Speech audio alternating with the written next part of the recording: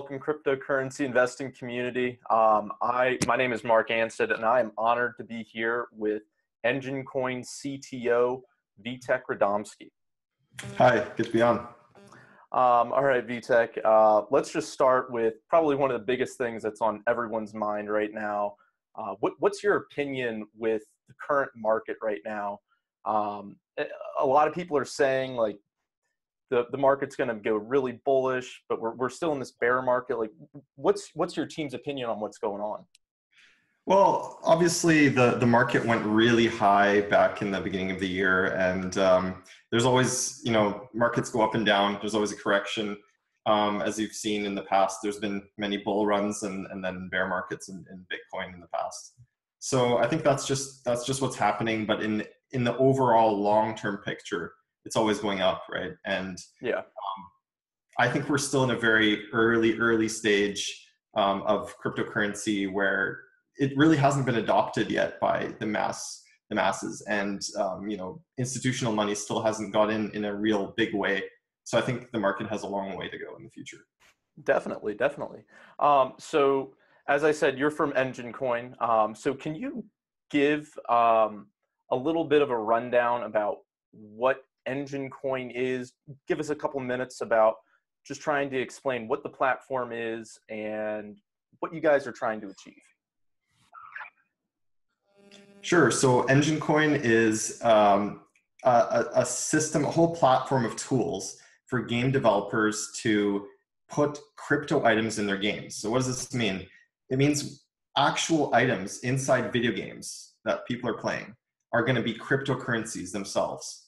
And that means people who play video games, they can go into the game, they can pick up an item, and that actually goes into their wallet, and they get full ownership with the benefits of cryptocurrency and smart contracts. So we created a coin called EnjinCoin. And actually, I should probably talk about Enjin like as a whole company. We've been around for just about 10 years now. And we've been in the gaming space that whole time. And we're a kind of social network creation platform for gamers. Oh, okay. So we let game communities make a website and a social network for their community really quickly. And a year ago, we got into cryptocurrency, and we said, a lot of our gamers are using shops to sell items in games and make some revenue and things like that. So we decided to put the cryptocurrency blockchain tools into that space, and basically allow people to own their items. And this really grew into EnjinCoin's whole platform. So now we have, we want to make it really easy for gamers and the whole community to use this. So we have a wallet, we have a blockchain explorer, we have a game engine plugins and SDKs for game developers to put into their games. We have a whole suite of software that's going to make this really seamless for people to use. Yeah, I mean, it's pretty interesting with how you bring up like the whole marketplace idea, because it was a few years ago, Diablo 3, I think it was, had some form of their own in-game marketplace, and that ended up becoming a complete mess. World of Warcraft came out with their own sort of in-game marketplace, and they ended up removing that. And I think the big issue with a lot of these in-game marketplaces is they weren't secure enough, and they weren't trusted. And I think that's something that Enjin really brings to the table, which is something that's really needed in the whole video game sphere. So one of the other things that you were talking about is the Enjin wallet. And props to you guys. You guys have done a phenomenal job with how you've been designing it and the UI for it. It's unbelievable. Thank you. And I was actually talking to one of my friends recently who actually just got into cryptocurrency, and I was like, oh, where are you storing all of your cryptocurrencies? And he's, oh, I'm using this app I found on the App Store. It's called like the Enjin wallet. Have you heard anything about it? And I was like, of course, like it's probably one of the best ones out there.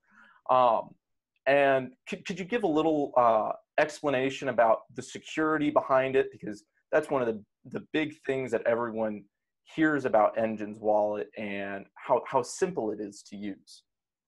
Sure. Yeah. I mean, one of the reasons we really wanted to make our own wallet, our own mobile wallet, is that we were experienced with other wallets on the market. And every time we used them, there was always some issues. It was like either they were really laggy or they had server connection problems. And it was really difficult to use a lot of these wallets. Their interfaces were kind of slapped together, I'd say.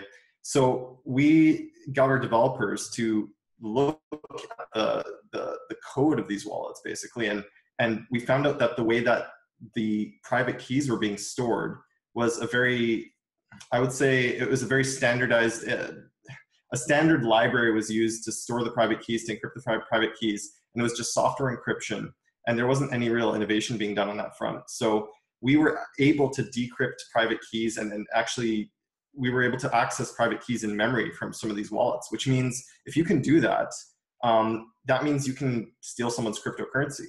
And the whole point of a wallet is to be a secure place to store your crypto. So we designed our wallet from the ground up.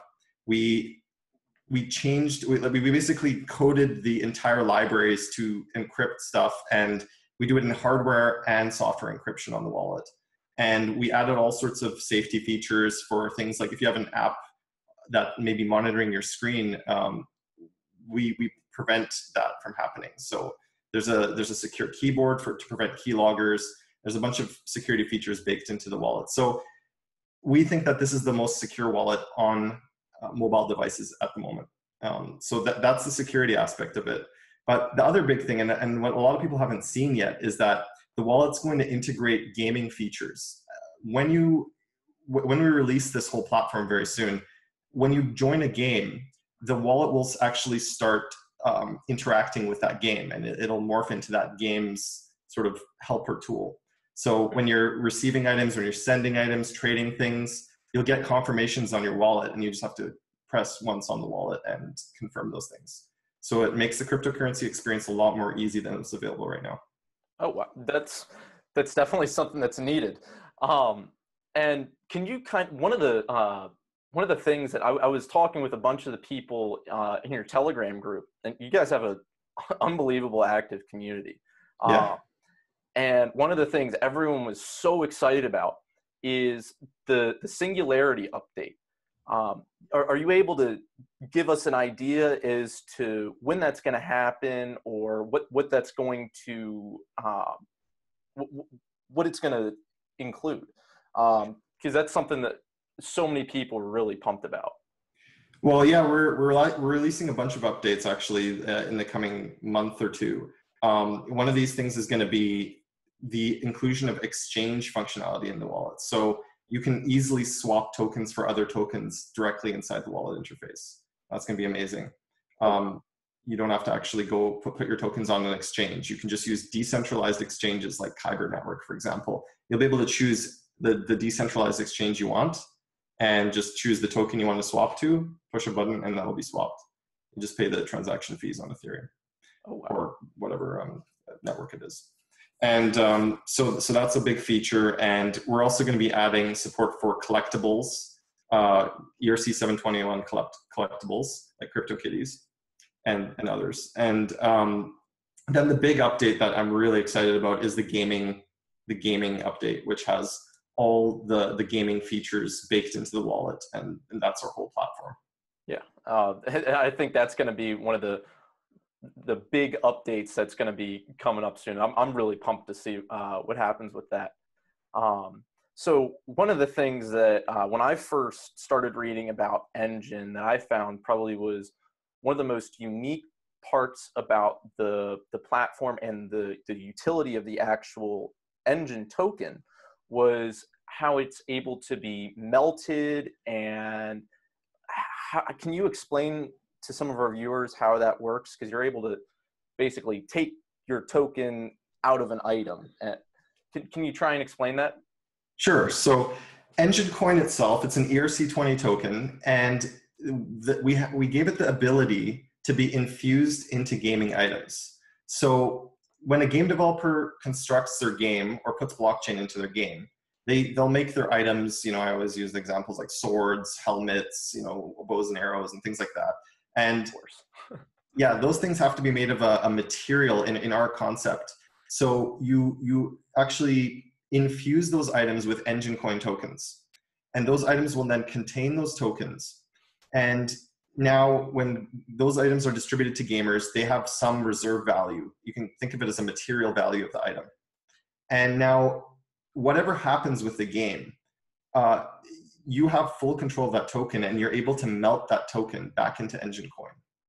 So all the items will be infused in EnjinCoin. That's a certain sort of inherent reserve value, and then you can melt it. You always have that power, so no one can ever take that away, no matter what happens with the game mechanics and things like that. Oh, that's pretty unique in itself. So one of the other pretty cool aspects is how Enjin of itself is a deflationary currency. Can you try and touch on that just a little bit? Sure. So as I mentioned, with game developers putting EnjinCoin inside items, that means that there's a total cap of 1 billion EnjinCoins in existence. And as game developers put EnjinCoin inside their items, there's going to be less circulating supply. And obviously, those gaming items are going to be worth something to people. Like, they're worth more than the EnjinCoin, because you want to use that sword to kill the monsters in the game. You want to get that awesome gun. You want to have your skins. So those items are continually going to be extracting EnjinCoin into them. And the more games that come out, the more games that use this platform, EnjinCoin will be basically deflating, and like there'll be less circulating supply in the world. So yeah, and we've designed this in a way that there's always going to be EnjinCoin available. So let's say half of all EnjinCoin get used up in gaming items, and now there's only 500 million left. Well, there's always going to be, like, it doesn't matter if there's 100 million EnjinCoin or a 500 million or 50 million in the far future. It'll always be proportionally, it'll cost a reasonable amount for game developers to use. So then they'll be using small fractions of EnjinCoin in their items in the far future, right? Oh, okay. Yeah, because I saw a little bit of a, I don't know if you want to call it like a meme or just like a picture on one of like the different crypto groups, where it was talking about how like the value of the dollar just over the last 100 years has just basically plummeted.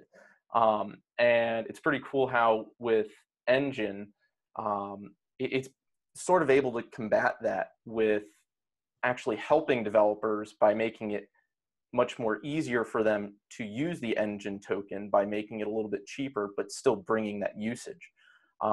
Yeah. I think that's a pretty cool aspect about it. Yeah, I mean, fiat currencies, they've always had, they've always been able to be manipulated by governments and central banks and things like that. So, people have tried to make reserve currencies that have reserve gold value, gold-backed value, things like that. But those always fail because that can just be nullified, and then the fiat can be printed endlessly. So this is going to be something that's never really been tried before. It's kind of interesting. Yeah.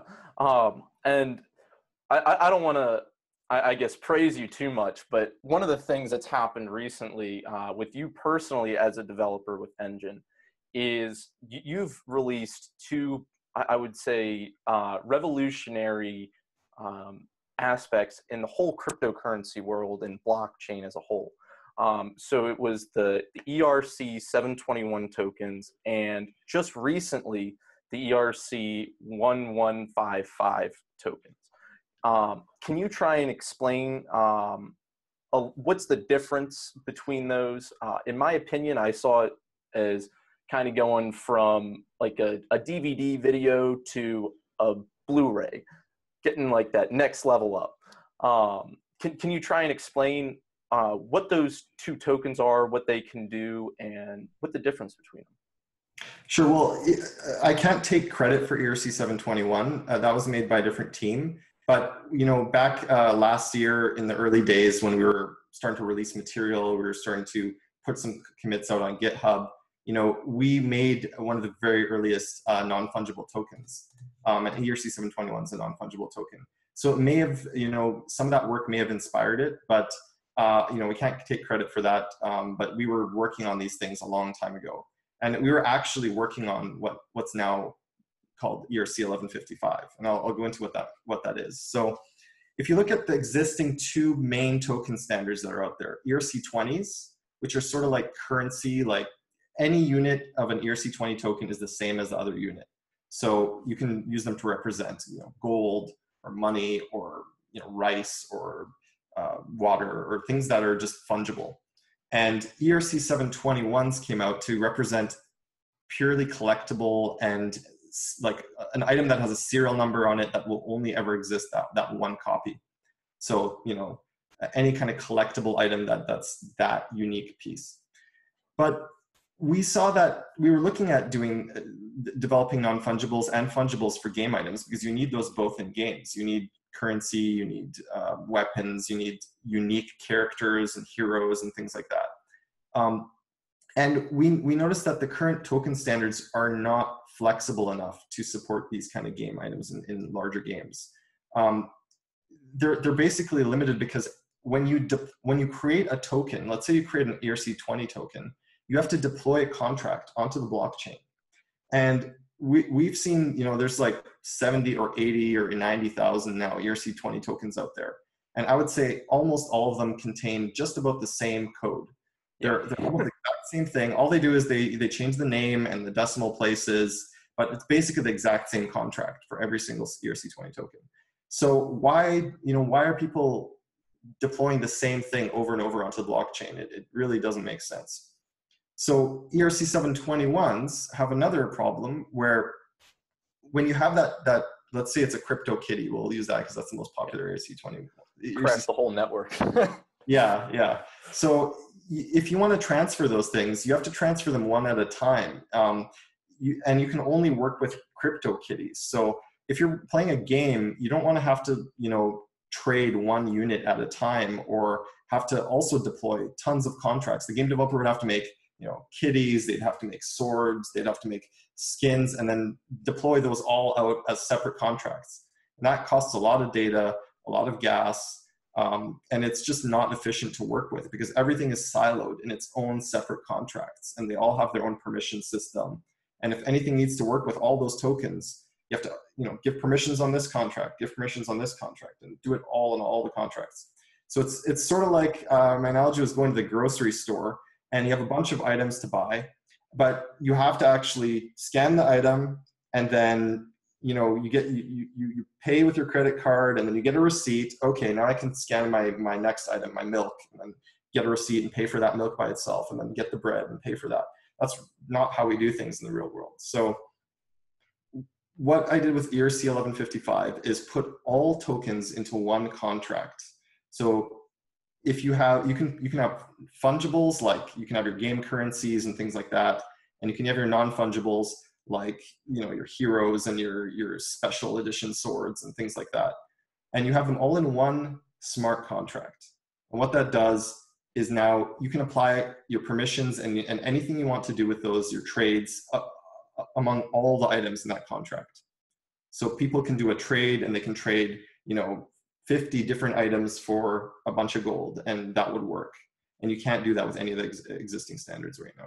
Yeah, and it also, one of the other things that I was reading about it is when you're deploying, I guess for some of the viewers who might not understand, when you're deploying these smart contracts, sometimes you have to deploy them onto your own blockchain. And with what some of this technology does is it allows you to transfer all these swords, helmets, gold, whatever you name it, on one transaction on the same blockchain. So it makes it much more easier and efficient. Yeah. So that we can do all these multi-transfers, which were never really possible before, never efficiently possible. And this also actually makes things like scaling to side chains a lot easier.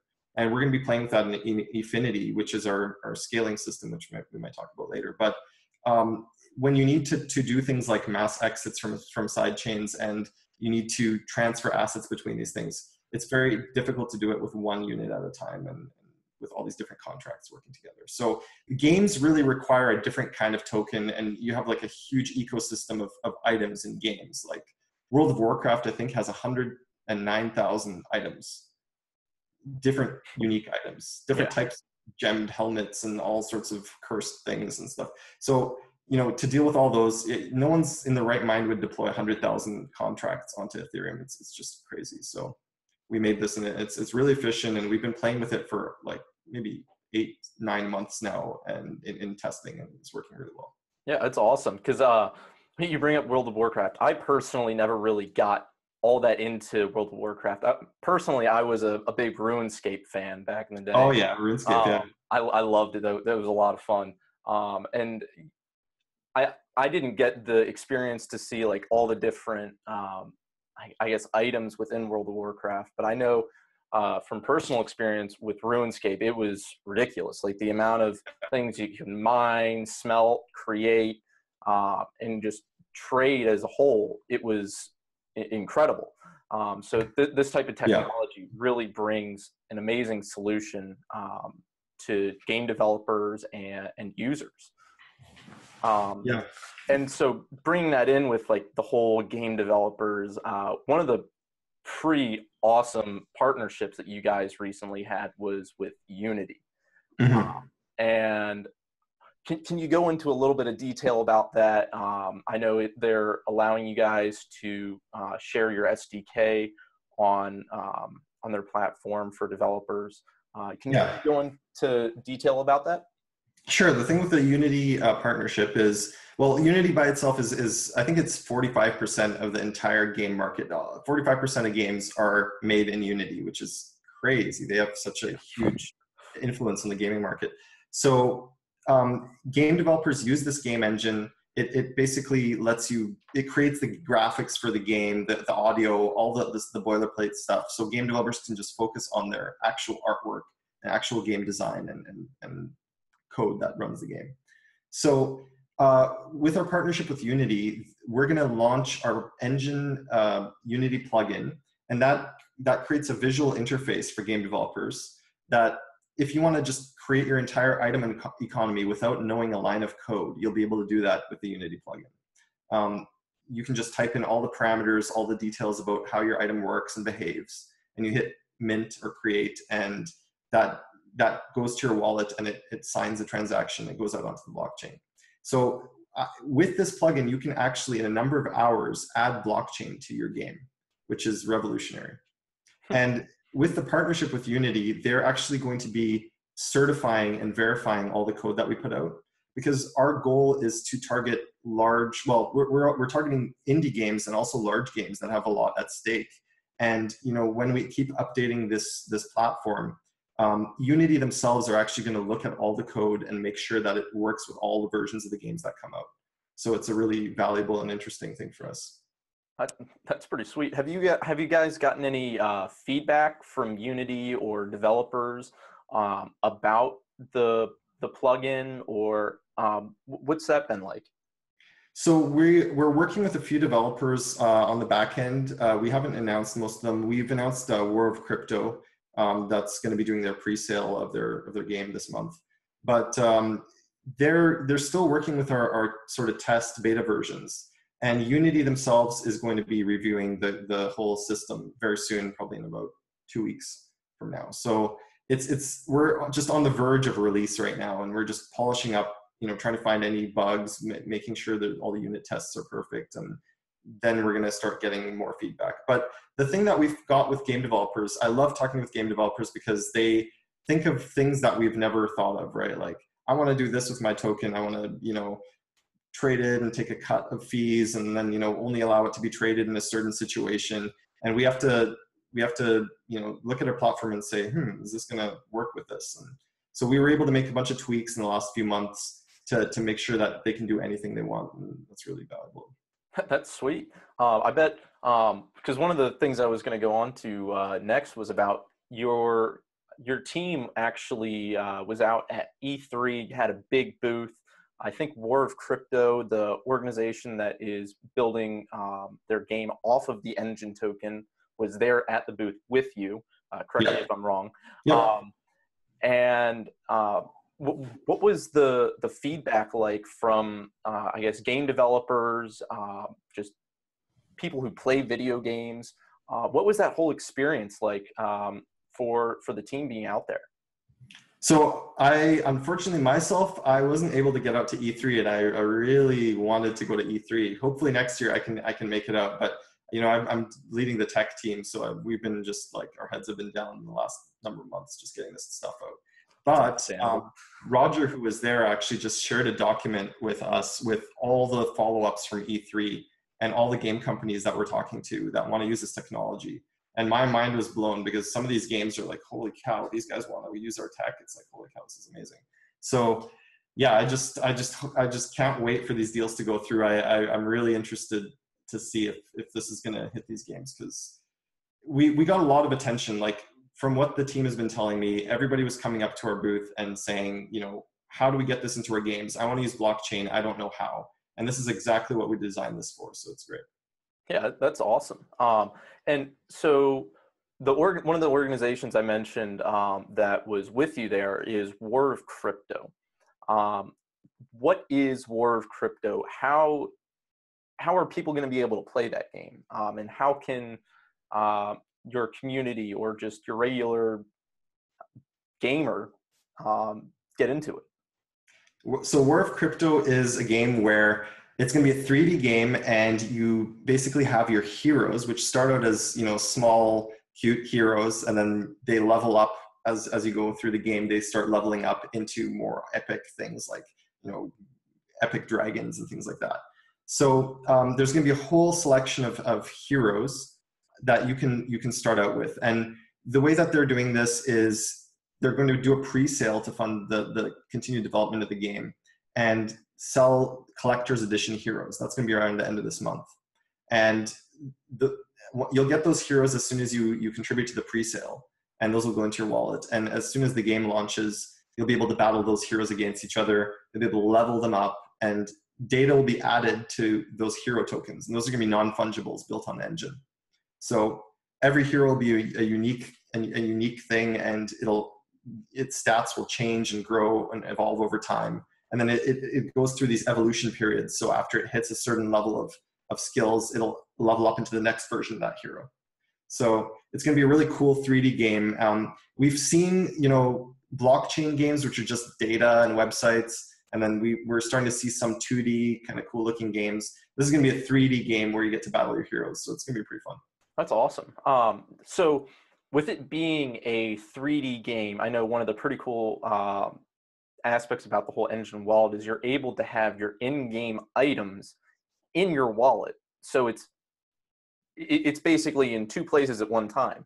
How's that going to work with War of Crypto? You're going to be able to have your heroes, your weapons, all of that, your 3D items. You're going to be able to have them in the game as well as in the wallet. Yeah, so actually your wallet is your actual gaming identity. So when you go into a game, it actually looks at what's inside your wallet, and then it extracts that and says, okay, we're going to show these items on your player, and wherever they are in your hand or in your inventory, or if they're your hero that you're battling. So the actual items in your wallet are what you're seeing in the game. The game just reflects what's in your wallet. Gotcha. Oh, okay. So with all of these, massive transactions, we've seen it over the last few days, or not last few days, last few months for the most part, with the whole Ethereum network as a whole. It's been completely congested. We saw it with CryptoKitties. The whole network was shut down. And how is Enjin combating that? I know you guys are coming out with your main chain. Can you give us some ideas when that's going to be released? Some details about that? Sure. So we're releasing our first part of our platform very soon. Like, basically, we're going on mainnet this month, and then the War of Crypto is going to do the pre-sale and all that stuff. So that platform, it's going to work for games that don't have huge high transaction volumes. So if you have your hero in War of Crypto, and that's not going to be a huge amount of transactions. You go into your game, you have your hero, you're not swapping around every minute. So the platform is going to work for those kind of games: Minecraft, War of Crypto, any games that you have collectibles in, and maybe buy things in. But then we're working on a system where it's called Efinity, and it's going to allow for fast and almost, you could say, free transactions in a sense. Basically, it's a side. It's difficult to explain because it's a side chain, but it's It's also state channels, and it uses bits of state channels, Plasma, and it runs on a side chain. So all the transactions that you're going to be doing in the middle of a game are going to be happening on the side chain, and they're not going to be costing you Ethereum transaction fees. And in certain situations, there's going to be commits done back to Ethereum, and those will cost some transaction fees, but only if you want to take those items off Efinity and move them back to Ethereum for some reason. Gotcha. So, okay. Yeah, so it's still in an R&D phase. I mean, we've been focused on getting the main platform out, and then our main focus after that is getting Efinity out and up and running and everything. So we actually have a dedicated team that's always focused on Efinity, and they're working on the white papers right now of all the game theory. And there's a lot of complex pieces that need to be worked out, but we've solved most of these problems, and we're trying to make it so that you can use fungibles and non-fungibles off-chain, do thousands, hundreds of thousands of transactions without paying any fees, and have those be very fast. So basically you can go into a game, trade things with players, pick things up off the ground, throw things somewhere, use them in different situations and not have to worry about any of that. And our end goal with all this is for gamers to join a game, like a mainstream large game, and even on a console, and not even see that they're dealing with blockchain items, but having that all happen in the background. And then only once they want to withdraw those items onto Ethereum to do some trading on the main chain for some reason. And we don't think that'll actually happen. We think most people will actually stay on the side chain.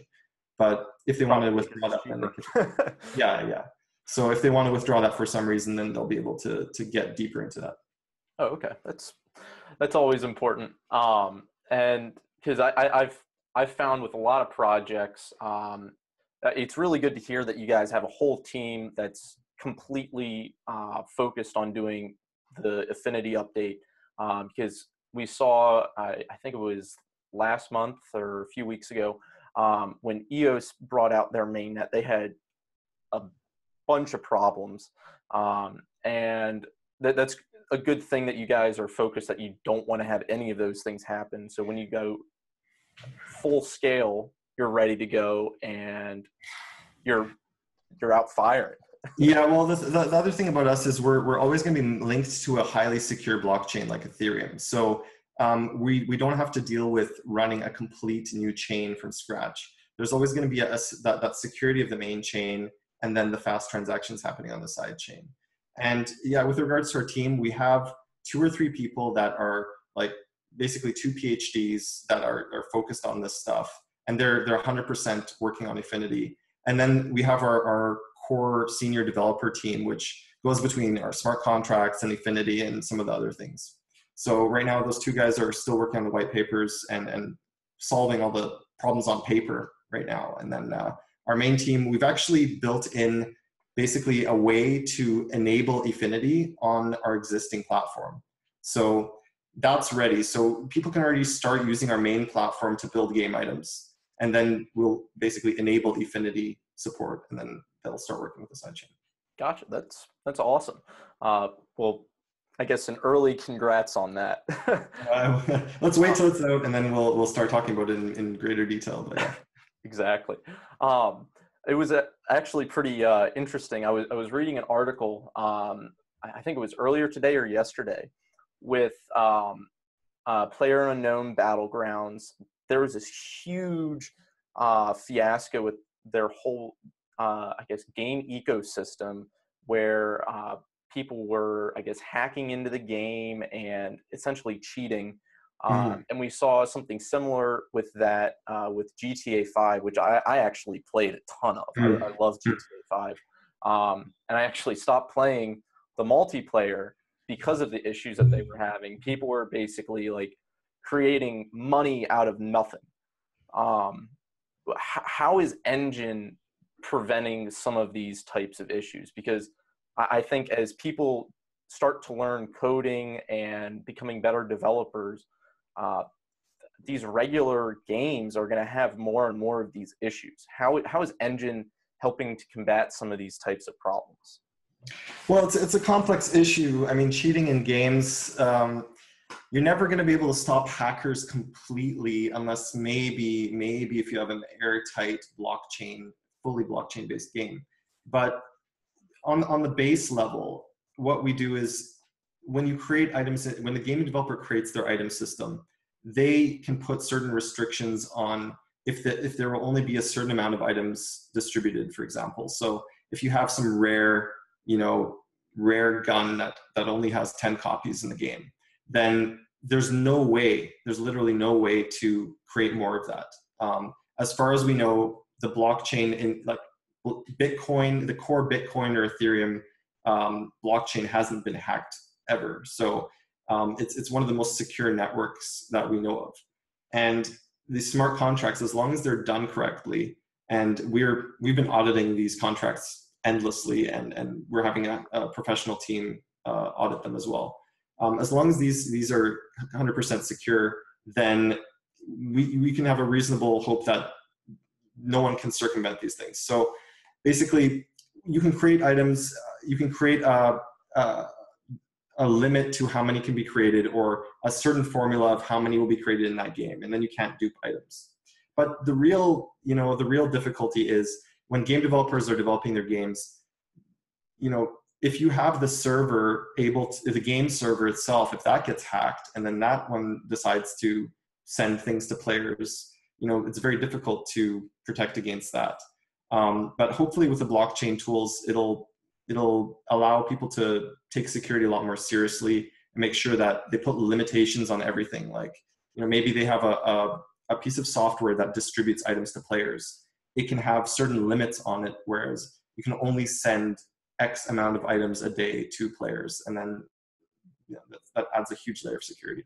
Yeah, and I think that blockchain, it's kind of like the tip of the iceberg, I guess, with so many different industries, in whether it's supply chain, video game, finance. We're just starting to understand so many of the different applications of it. And one of the things that you touched on earlier was how you're getting feedback from different gamers and developers and what they want to get out of your technology that you're offering them, and you're, I guess, building the platform directly for them and how they want it, which is, it makes it much more inviting for game developers and people to actually want to use, because you're building it essentially by the people for the people. Yeah, I mean, what we're doing is we're providing the bread and butter that 95 to 99% of the game developers will want to use in their games. And that's just we're creating the most logical item system and item creation platform that we can think of. And then when we talk to game developers, we can find out where to extend it. And we have ways of upgrading that in the future. So as new situations come up, we can add more kinds of items and things like that. But in the far future, we obviously want to give game developers control to basically do anything they want. So with ERC 1155, they can code their own smart contracts and fully customize that.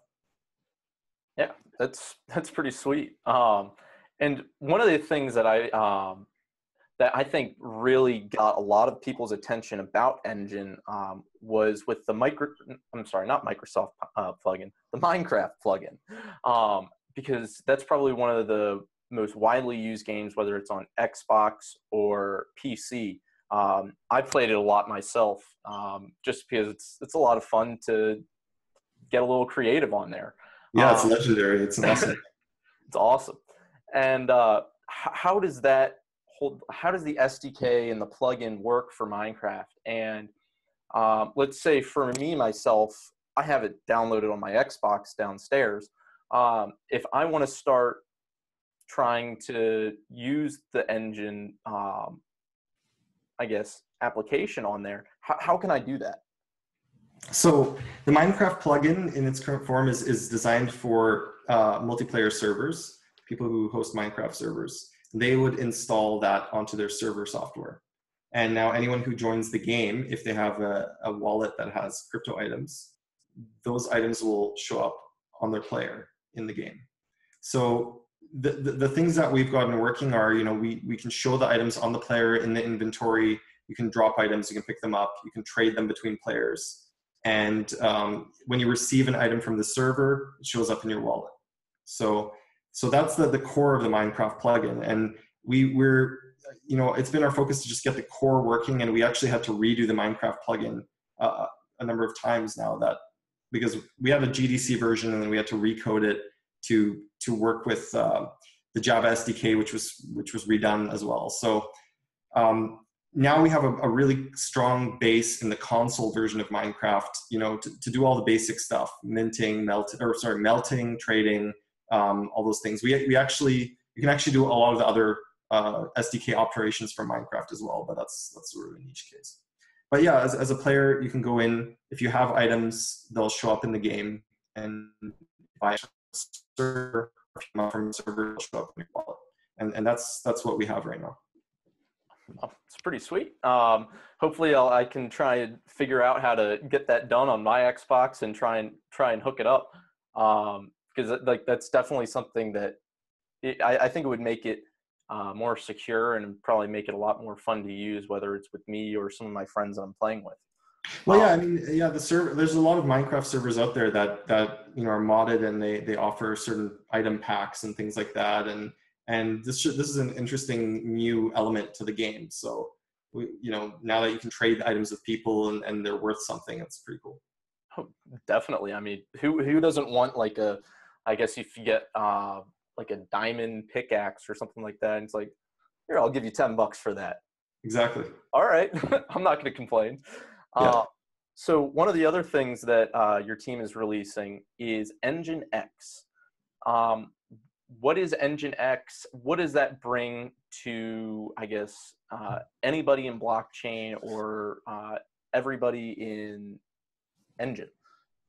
Sure. So EnjinX is a blockchain explorer, and we think that it's going to be the Etherscan killer. But there's a lot of aspects to EnjinX. There's a lot of aspects to it. So there's the front end website, which is going to be like a blockchain explorer, and we want it to be kind of like a Google for blockchain transactions, addresses, and eventually gaming items. So you just type in any transaction in the search box. It doesn't matter what chain it's on. With all the chains that will support, it'll find the correct transaction or address and show it to you.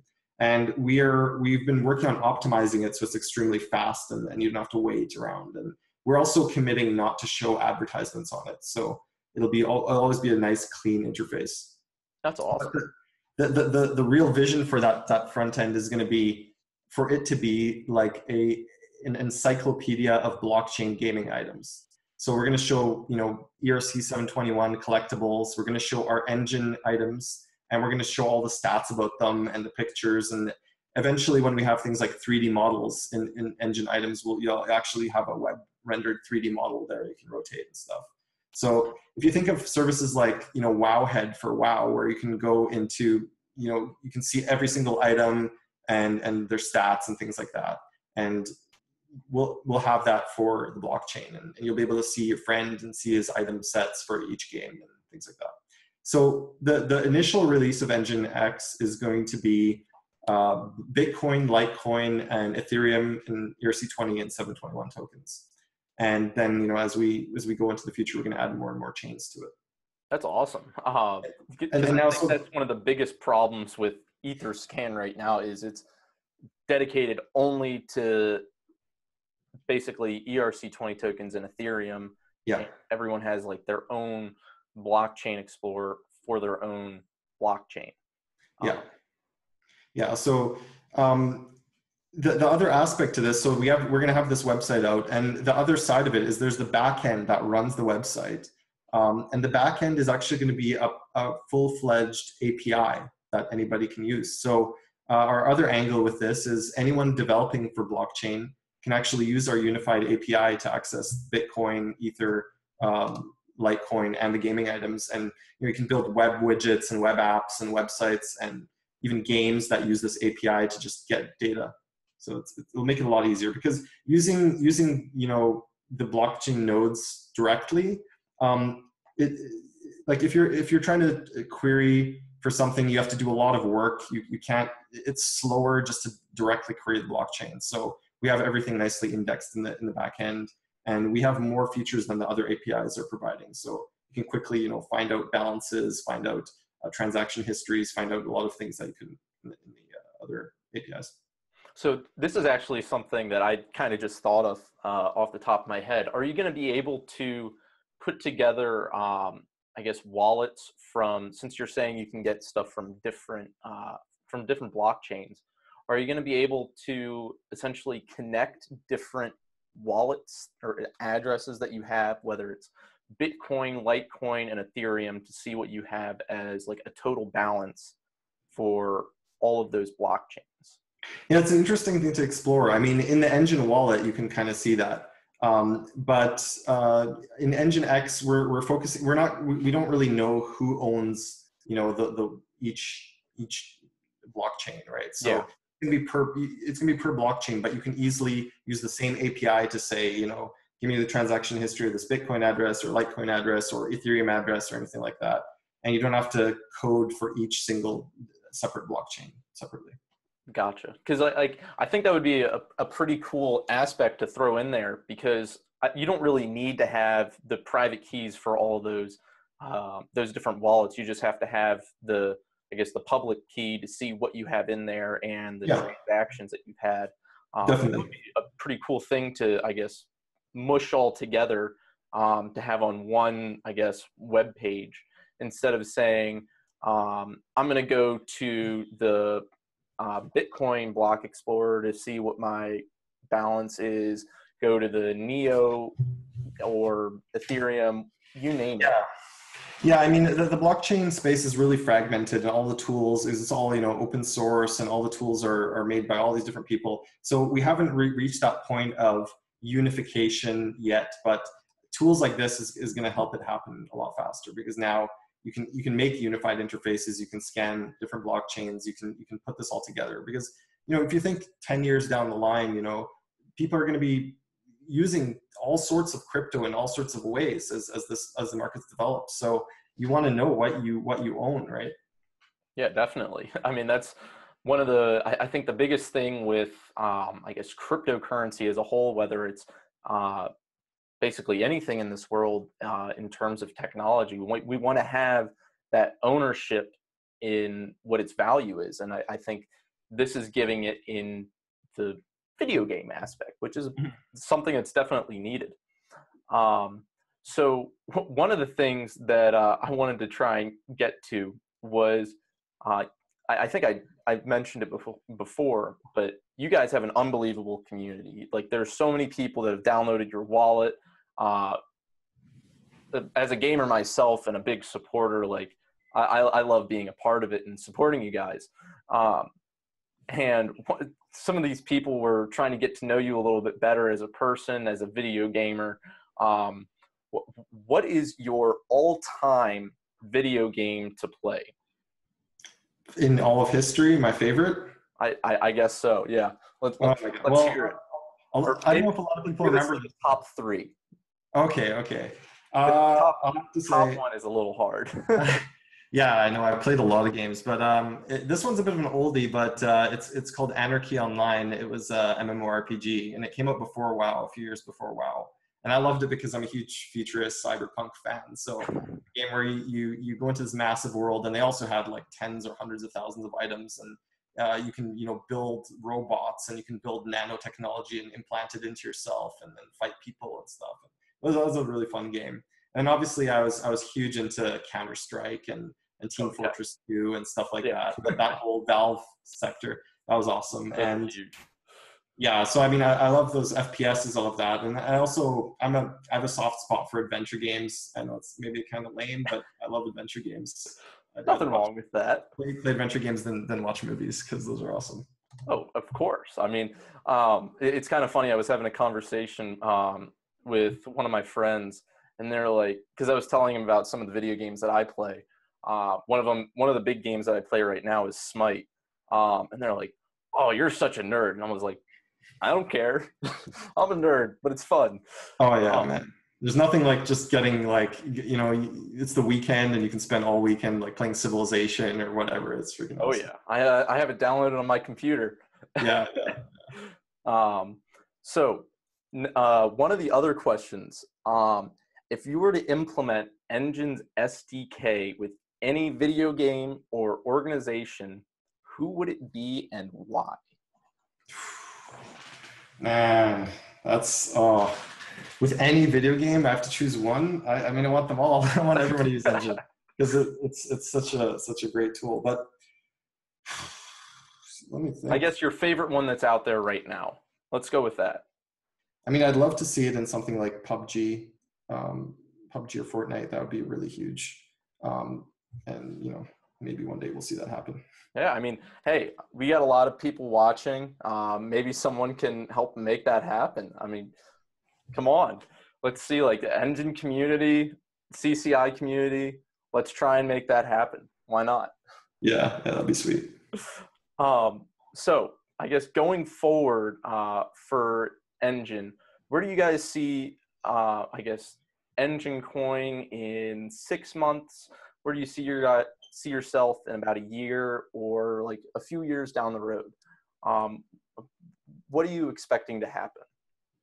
Yeah, I see in 6 months, I can see us having a good selection of games, mainly indie games and experimental games playing with blockchain. I could see some of those becoming hits and successes, and that would be really cool to see. And then in the longer term, I see big mainstream games coming on using this technology, because there's going to be, as people start making indie games, and those are going to start getting hundreds of thousands of players and becoming really popular.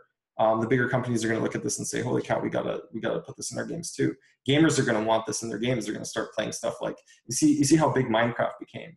Oh yeah, I think that was partly in because people were able to mod Minecraft and do these virtual items and really get invested into the game. So I see that same sort of spark happening in blockchain games in the near future, and then people take notice, and then it's going to happen in larger games.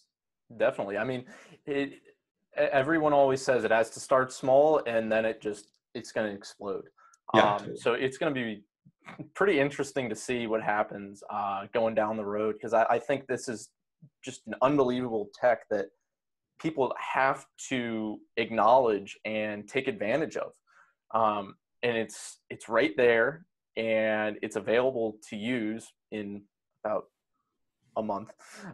Yeah, very soon. Yeah. Yeah. I mean, as soon as the game developers can see it, I think that's what they need. As soon as they see it working, it's like, holy cow, I want this in my game. How do I put it in, right? So yeah. And I think there's just going to be a massive explosion of game developers wanting to do that. Now, is there like a limit to how many people can put engine technology or the SDK into their game, or can it just be like an infinity amount? It is really an infinite amount. I think on long time scales, our developers, when we're discussing how many bits to put into integers and things like that, they're like, oh, this is going to have to last 100 years in the future, 150 years in the future, and things like that. So yeah, there's no limit. The way we're designing it, it's decentralized. It's going to be able to be sharded in certain ways that any game developer that brings it on is going to be able to handle the scale that happens. So that's awesome. You definitely keep that in mind. Can't complain with that. So before we get too wrapped up, is there anything that you want to share, or something that we didn't touch on, or any like final notes that you want to talk about, or maybe some upcoming news that you want to share? Sure. Well, I mean, we've had our smart contracts on the test net for a few weeks now, and we are just doing all the final audits now and getting them on main net, which is a big exciting step. Once that's on the main net, that means game developers can start minting stuff. We're planning a really cool, I don't know how much I can say, but we're planning a really cool launch on the main net. It's gonna be almost like a bit of a game in itself, and I won't say anything more yet, but it's gonna be fun. There's gonna be a lot of mystery and treasures and stuff involved. So I'll have to keep my eye out for that. That's gonna be pretty awesome. yeah. So we wanna have some fun with this. So yeah. I mean, you have to, like, if it's anything related to video games, you gotta have fun. Yeah. It's the most important part. Yeah, that's why we do this. I can't wait to play the games myself. So yeah, that's awesome. Well, I've had a lot of fun talking with you, Witek. It's been a blast having you out here on CCI. I hope that we can have you guys out here again. It's been a pleasure. Maybe in a few months down the road or a year down the road, we can have you guys back out and see where you guys are at and give us some updates about what's going on with Enjin, and I guess with how developers are like sharing their interest on your project. Yeah, we'll be able to actually talk about have real stories about how this is starting to be used. So it's gonna be great. Yeah, I mean, I can't wait to see what happens. I unfortunately I don't have a 3D device. It's definitely on my bucket list. I don't want to say bucket list, but it's a list of things to get. I haven't gotten to that level of video gaming just yet. I'm sticking to the whole holding my controller, looking at the screen. But I'm really hoping I can pick one up soon so I can hopefully try out the War of Crypto. I think that's going to be a pretty cool implementation of the engine and just an all-around awesome game. Yeah, you'll be able to play War of Crypto on your PC. So yeah, it'll be... I actually didn't know that. I thought it was primarily for I guess 3D or... No, it's a 3D in terms of like, it's just like a game, like a 3D game that has okay. I was mistaken by that. My fault. Yeah. So not VR. No. Okay, so it's just specifically through PC. Okay. Yep. Okay. Awesome. I was a little... I didn't want to say anything, but I was a little confused at first. I was like, my mistake. No. It's glad I clarified that. So I'll definitely have to check that out. That'll be something that I'm really looking forward to. I think that's all. okay. Witek, it's been a pleasure. I don't want to keep you too long. I know you guys got a lot to get done over the next few weeks. Yeah. But I want to thank you again for coming out here. It's been a pleasure, and I wish you the best. Yeah, thanks. It was a real fun to do this interview. Yep. All right. Have a good one, Witek.